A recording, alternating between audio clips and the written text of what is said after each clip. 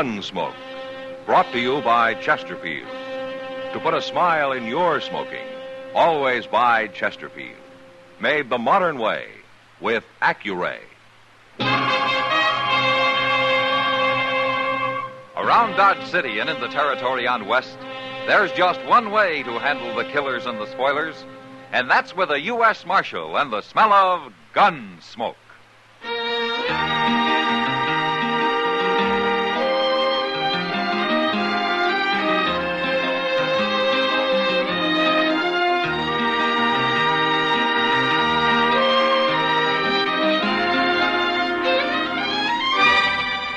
Gunsmoke, starring William Conrad.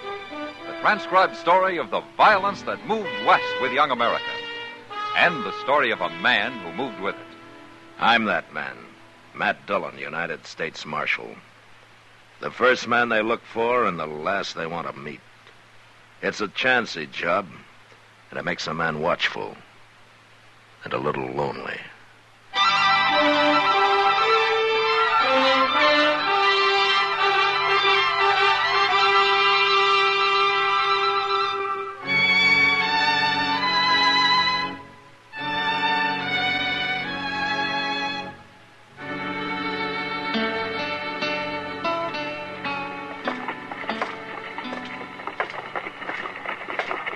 Hello, Kitty.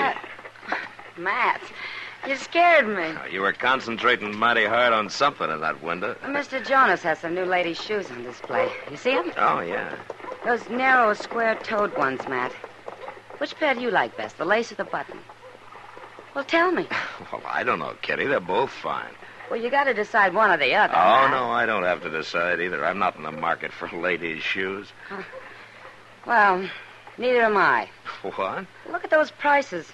$2.65 for a pair of shoes. Did you ever hear of such a thing? Kitty, I only stopped to say hello, not to argue about ladies' shoes. Well, I still think somebody ought to complain to Mr. Jonas. Well, it's not my job. I got enough trouble as it is. Well, I'm going in and tell Mr. Jonas what I think of his prices. Have a good time, Kitty. You bet I will.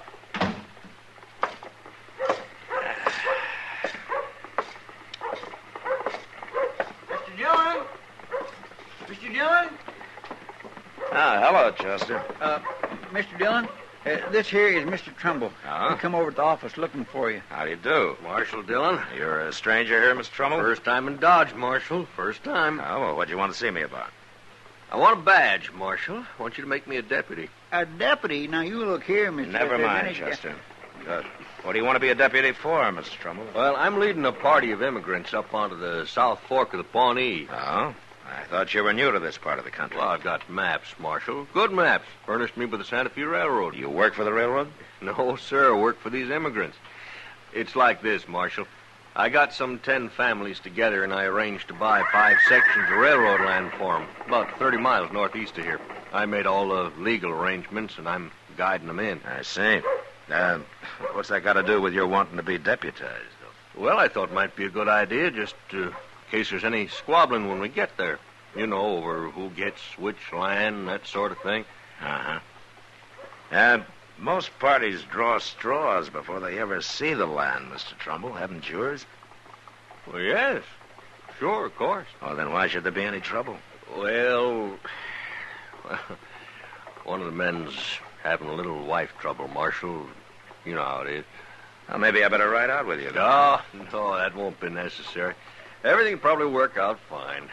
Yeah, sure. Where are these pilgrims of yours? Well, we're in camp down by the Arkansas. We're pulling out in the morning. Well, I thank you anyway, Marshal. Goodbye, Chester. Bye. Well, that man sure has got a lot of gall. Yeah, he's some confused, Chester. How do you mean? He can't seem to decide if there's going to be any trouble or not.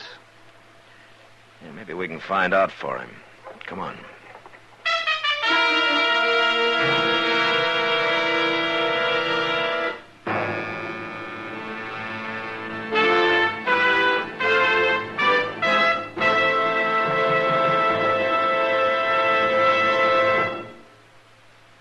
Stop, shop, For all your friends this year, this easy way. Give Chesterfields this year so bright and gay. Wrapped and ready, they're the best to buy.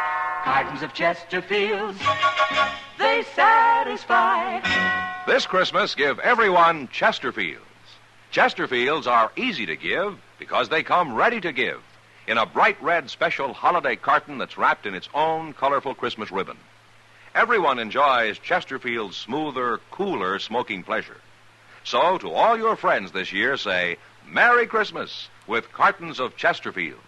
No wrapping, no tying. They're easy to give because they come ready to give.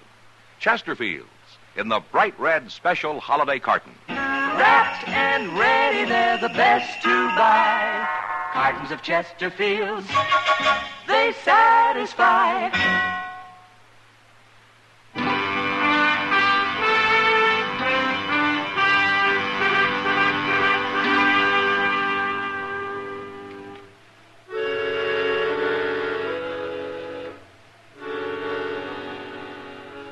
Chester and I saddled up and rode down to the Arkansas. It was easy to find the immigrant camp. A dozen wagons were scattered through the cottonwoods, and there were campfires everywhere. But the people themselves were all gathered together in a big circle. We rode up to them, but nobody paid any attention to us. And then I saw why. In the middle of the circle stood two men and a woman. The men were bare to the waist, and each was pressing his left forearm against the other's, while the woman was binding their arms tightly together with a stout piece of cloth. In their right hands, the men held bowie knives. What in the world are they up to, Mr. Dillon? Now, that's a way of fighting, Chester. Tied together like that, one of them has to die, maybe both of them. Hey, you stay here with the horses. All right, sir. Will you stand aside, please? Let me through here, huh? Make that knot tight, Sigmund. Do you have to go through with this? No man messes around with my wife. He didn't mean nothing by it. We was talking, that's all. Now get out of the way, Sidney. You ready, Keppert? You're a fool, Calhoun. But I'm ready. All right, hold it, you men. Stay out of this, mister. I'm a lawman, Calhoun. I don't like this kind of fighting. Now drop those knives. Both of you. I mean it. Here's mine, Marshal. All right, now yours, Calhoun. Well, can't fight an unarmed man. All right, you, Sidney. Take one of those knives and cut him loose. All right. Next time, I'll shoot you on sight, Keppert. I told you you're a fool, Calhoun. For keeping you away from my wife? Why don't you find one of your own? Wait a minute, Calhoun. I don't want any shooting. Now, I'm warning you. 30 miles isn't far from Dodge, and I'll come take you both back to jail if I hear any more about this. Now, you get back to your own wagons. All of you get back to your wagons. The party's over. Chester. Chester. Yeah, now where did he go to? Chester! Yes, sir, I'm coming, Mr. Dillon. Now, where have you been? Nowheres? Nowheres, huh? Well, I was only talking to a fellow over there. Huh? Now, that's Trumble. Yes, sir. Now, what were you talking to him about? Nothing. I was just finishing a little talk we started the other day. It wasn't nothing important. No? Now, you hiding something, Chester? Why, what would I be hiding? I don't know. But I guess you'll tell me when you want to. Yes, sir. All right, let's get back to Dodge.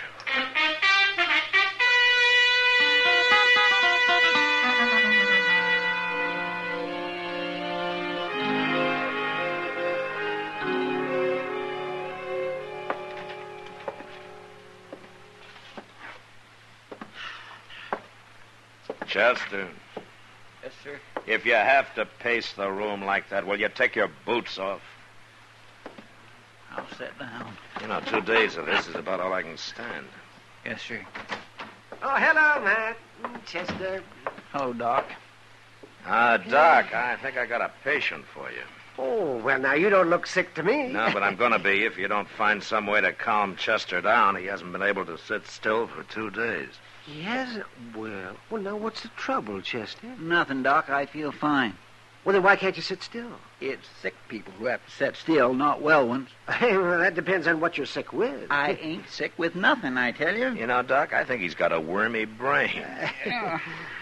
Forevermore. All right. I'm trying to settle my mind up about something. Now, are you satisfied? Are you? No. I ain't got the money. And I don't know where to get it. Well, money for what? For to pay Trumble with. Do you owe Trumble money, Chester? No, sir. Not yet. Not yet. Oh, all right, I'll tell you. But you both got to promise not to tell nobody else about it. Trumble says if anybody heard, I'd probably get beat out. But you'd get beat out of what, Chester? Land. Free If land. it's free, what do you need money for? For Trumble, to fix it up for me.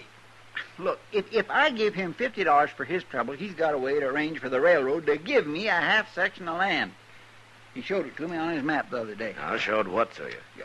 Where my half section would be. Gracious. I'll show you the picture. That's good. Now, the South Fork of the Pawnee runs like this on here. That's right, yes, it is. And these immigrants is about 5 sections laying right next to each other. Right about Wait a here. minute, Chester. Did you say right next to each other? Yes, sir, that's what Trumble said. Now, my half section lays on the end here. Chester, come on. Come on. Ain't you interested in this? Yeah, interested enough to ride out there. And don't worry about your $50. You're not going to need it.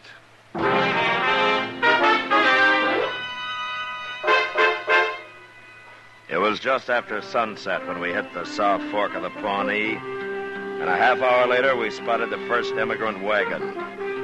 A man was working nearby trying to shape the foundation for a cabin from some red cedar he'd snaked up from the river. We got down and walked over to him. It was Keppert, the man Calhoun was about to fight for chasing his wife. Hello, Marshal. Hello, Keppert. This is Chester Proudfoot. Glad to know you. Well, what are you doing out here, Marshal? There ain't been no trouble. Yeah, Keppert, I'm afraid there has been. What do you mean? Hey, look yonder. That fella coming sure is in a hurry, ain't he? It's Calhoun. He's got a rifle. I better get mine. No, you stand where you are, Keppert. But he might shoot me. You saw what he was like? You'll have to shoot me first. Keppert. Oh, now what's the trouble, Calhoun? I'm looking for my wife, Sidney. If she was here, you'd see her, wouldn't you? Maybe she's down by the river. You can look there, too, if you want. What's the marshal doing here? He was about to tell me. And then he can tell me, too. I came here to tell all of you, but I want to ask you something first. What? Do any of you have bills of sale from the railroad for this land you're on? No. No, not yet, Marshal. Trumble just gave us a receipt and said the railroad would send us a bill of sale. Uh-huh. But you've already paid. Sure. Each man gave Trumble $400 for a half section. And $25 on top of that for his services. That's right. What are you asking for, Marshal? I understand these sections lie right next to each other, huh? They do for a fact. What's wrong with that? Well, I guess you don't know it, but when the government granted land to the railroad, it only granted alternate sections. Every other one. So the railroad couldn't sell sections lying right next to each other, could it? No. No, it couldn't. Maybe that's why Trumble hasn't given you any bills of sale. There aren't any. Why, he robbed us. Where is he now? I don't know. I ain't seen him since last night. Well, then I think we better start looking for him. Wait a minute. Yeah, what is it, Keppert? I got something to say. It's mostly to Calhoun. Oh, you two can settle your problems later. No, Marshal, we gotta settle them right now. You'll see why. Now listen to me, Calhoun.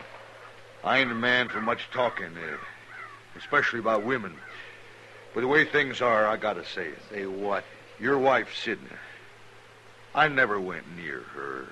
Never once. Now, that's a lie. No, it's the truth. I hate to tell you this, Calhoun, but it was her that come after me. What? I told her not to. I told her to stay away. I even said I'd show her up for what she is if I had to, but I didn't do it. Not till now, I didn't. What are you saying? When did you see her last, Calhoun? At noon, when I come in from my dinner. Yeah. I saw her about 2 o'clock. Where? I was downriver about a mile, sitting quiet in a clump of elder, taking a little rest. Your wife rode by on the other bank. She was headed in the direction of Dodge. She was with a man. With a man? What man? Trumble.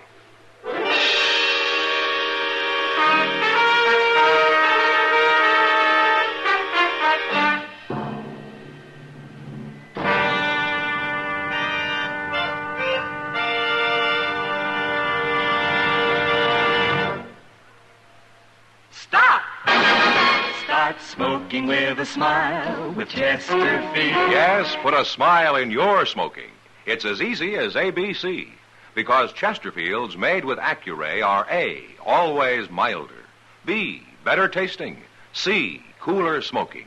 Yes, a Chesterfield is always milder. Accuray controls your Chesterfield in the making. Gives it a more even distribution of fine tobaccos that burn more evenly, smoke much milder. A Chesterfield is better tasting. An Accuray Chesterfield draws more easily, lets you enjoy all the flavor. And a Chesterfield is cooler smoking. 14% more perfectly packed than cigarettes made without Accuray. You enjoy cooler smoking. No hot spots, no hard draw. So always buy Chesterfield. Put a smile in your smoking, just give 'em a try. Light up a Chesterfield, they satisfy.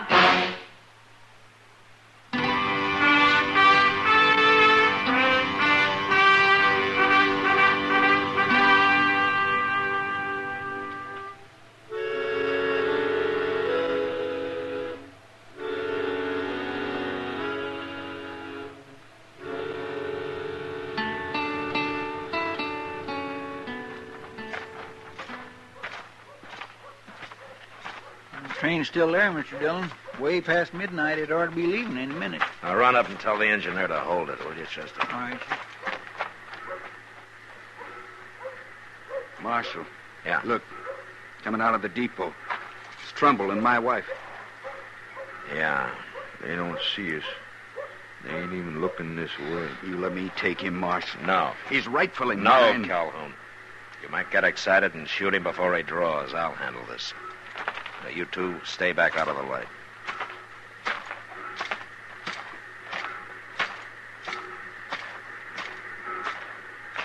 Hey, Trumble. Marshal. Evening, ma'am. What do you want, Marshal? I want to talk to you. Don't have time. That train's about to leave. It's not going to leave. Anyway, you're not taking it. Oh. You're interfering because of Sidney here. Well, she's going with me, Marshal, and that's no business of yours. I'm arresting you for robbery, Trumble. What? Give me your gun. No. I said give it to me. Get out of the way, Sidney.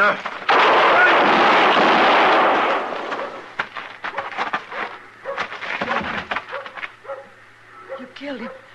You killed him. Jim! Is he dead, Marshal? Yeah. Keppard, see if he's got the money on him, huh? I sure will, Marshal. I didn't mean nothing, Jim. He made me go with him. It wasn't my fault. You believe me, don't you, Jim? I don't even want to talk to you. But it's true. I found it. Here it is, Marshal. Yeah. Should be over $4,000 there. Good. We'll count it later and give it back to everybody. Marshal, Yeah, what, Calhoun? I'd like mine now. No, all right.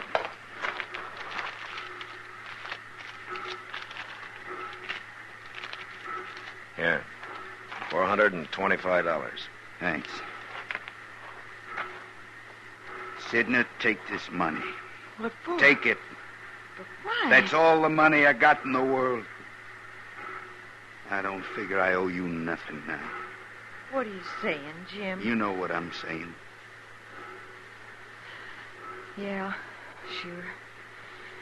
I know. So long, Jim.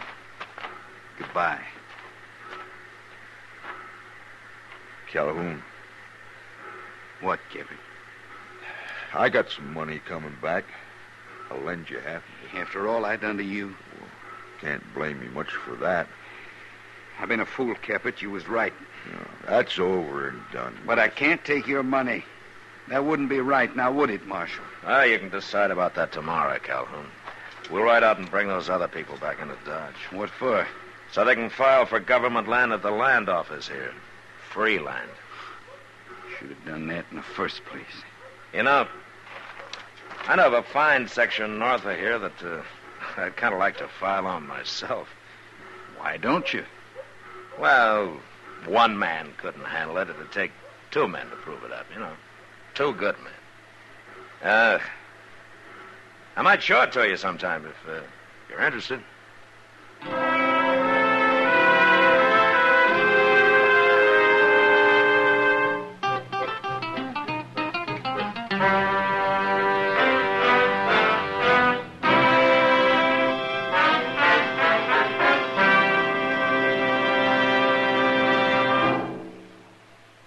In a moment, our star, William Conrad. Remember, friends, this Christmas, give everyone Chesterfields. Chesterfields are easy to give because they come ready to give in a bright red special holiday carton that's wrapped in its own colorful Christmas ribbon. Everyone enjoys Chesterfield's smoother, cooler smoking pleasure. So, to all your friends, this year say Merry Christmas with cartons of Chesterfields. No wrapping, no tying. They're easy to give because they come ready to give. Chesterfields in the bright red special holiday carton. You know, there were a lot of ways for a man to die on the frontier. But on our next Gunsmoke, a man dies the worst way of all. Needlessly. But that was the West. Good night.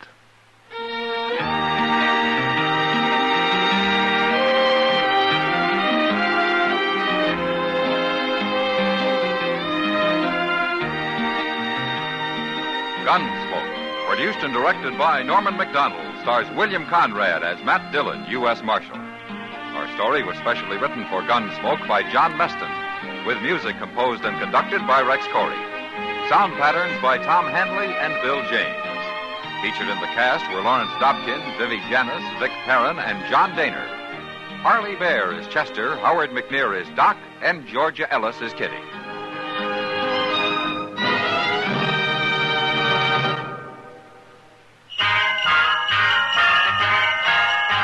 Make Christmas their red letter day, their L&M red letter day. Give 'em the Christmas carton full of America's best. Yes, give L&M's on Christmas Day to friends who smoke the Builder way. L&M's got everything, the gift for Christmas Day. This is it. For Christmas, L&M filters and the handsome Christmas carton. No fuss with ribbons or paper. It's all wrapped and ready to give. This Christmas, give L&M Christmas cartons. Join us again next week for another specially transcribed story as Matt Dillon, U.S. Marshal, fights to bring law and order out of the wild violence of the West in Gunsmoke.